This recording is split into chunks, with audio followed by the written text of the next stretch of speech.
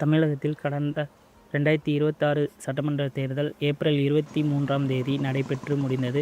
குறிப்பாக அமைதியான முறையில் நடைபெற்று முடிந்தது. திருநெல்வேலி தொகுதியை பொறுத்தளவு 5 சட்டமன்ற தொகுதிகள் இருக்கின்றன. இதில் குறிப்பாக திருநெல்வேலி, பாளையங்கோட்டை, அம்பாசமுத்திரம், நாங்குநேரி, ராதாபுரம் என்று 5 தொகுதிகள் இருக்கிறது. இதில் குறிப்பாக மொத்தமாக திருநெல்வேலி தொகுதியை பொறுத்தளவு திருநெல்வேலி சட்டமன்ற தொகுதியில் 77.93% வாக்குப்பதிவுகள் பதிவாகியுள்ளது. குறிப்பாக மாவட்ட நிர்வாகம் வெளியிட்ட தகவலின்படி அதிகபட்சமாக அம்பாசமுத்திர தொகுதியில் 82.85%, நாங்குநேரி தொகுதியில் 80.22%, ராதாபுரம் தொகுதியில் 80%, திருநெல்வேலி தொகுதியில் 78.21%.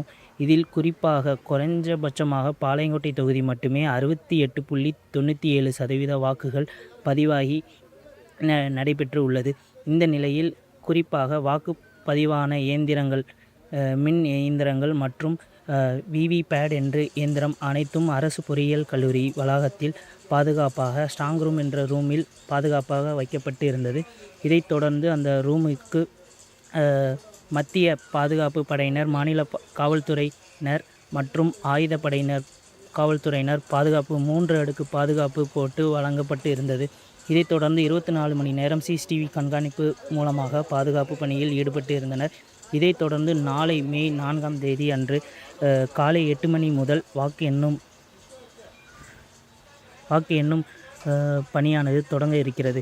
இதைத் தொடர்ந்து அரசு பொறியியல் கல்லூரியில் வளாகம் முழுவதும் காவல்துறையினர் பலத்த பாதுகாப்பு போடப்பட்டு பாதுகாப்பு பணியில் ஈடுபட்டு வருகின்றனர். இதைத் தொடர்ந்து அரசு பொறியியல் கல்லூரியில் ஒவ்வொரு தொகுதிக்கு செல்லக்கூடிய வாக்காளர்கள் மற்றும் முகவர்கள் அவர்கள் போவதற்காக ஒவ்வொரு தனித்தனி வழியாக பிரித்து வைத்துள்ளனர்.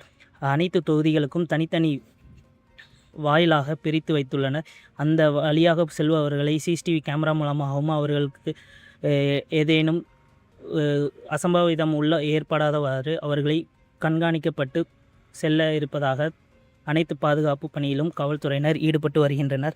இதைத் தொடர்ந்து குறிப்பாக ஒலிபெருக்கி மூலமாக எவ்வளவு வாக்குகள் பதிவாகி இருக்கிறது என்பதை ஒலிபெருக்கி மூலமாக எல்லாருக்கும் கேட்கும் வகையில் ஒலிபெருக்கி மூலமாக பொருத்தப்பட்டுள்ளது. CCTV கேமரா மூலமாக வளாகம் முழுவதும் எந்த அசம்பாவிதமும் நடைபெறாதவாறு இருப்பதற்கு CCTV கேமரா மூலமாகவும் கண்காணிக்கப்பட்டு வருகிறது.